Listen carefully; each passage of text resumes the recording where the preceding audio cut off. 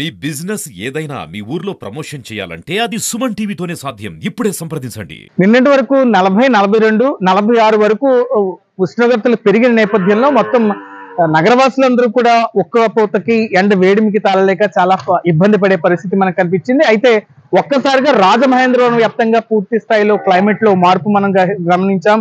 ఎప్పుడు లేని విధంగా ఉరుములు మెరుపులతోటి పిడుగుపాటుతోటి కొండపోత వర్షం కురిసింది. లోతట్టు ప్రాంతాలన్నీ కూడా జలమయమైపోయిన పరిస్థితి చూస్తున్నాం. ఇటు సీతంపేట, ఆర్యపురం కావచ్చు, అటు Shyamala center down, T Nagar, దాంతో పాటుగా షమ్ము నగర్, ఇలాగా కొన్ని ప్రాంతాలు మొత్తం అంతా కూడా నీట ముడిగిన పరిస్థితి మనం చూస్తున్నాం. ఇక రాజమండ్రి వ్యాప్తంగా కొన్ని అభివృద్ధి పనులు కూడా ఎక్కడికక్కడ కాస్త పెండింగ్ లో ఉండడంతో ఈ నాలాల వరకు కావచ్చు, లేకపోతే రోడ్డు నిర్వహణ పనులు కూడా జరుగుతున్న పరిస్థితుల్లో ఒక్కసారిగా వచ్చిన ఈ కొండపూత వర్షంతో మొత్తం అన్ని కూడా నిండిపోయిన పరిస్థితి.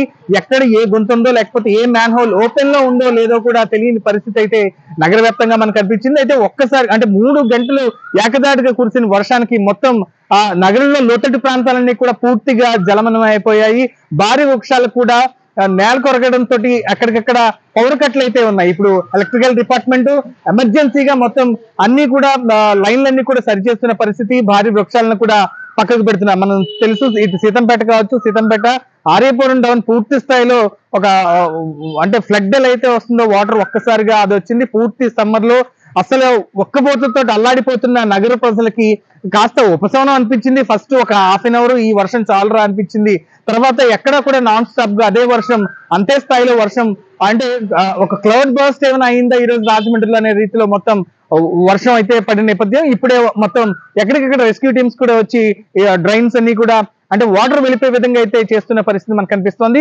ఏదైనా పవర్ కట్స్ మాత్రం ఇప్పుడు ఇబ్బందిగా పడుతున్నాయి. ఎందుకంటే గాలి తీవ్రత ఎక్కువగా ఉంది. దాంతో పాటుగా ఏపీ డిజాస్టర్ మేనేజ్మెంట్ కూడా పిడుగుపాటుకు గురవుతారంటూ కూడా అందరూ మొబైల్ అలర్ట్స్ కూడా వచ్చిన పరిస్థితి. ఇక్కడ ఒక పిడుగుపాటు అంటే ఖాళీగా ఉన్న చెట్టు మీద కూడా ఒక పిడుగు పడిన పరిస్థితిని మనం రాజమహేంద్రవరంలో చూసాం.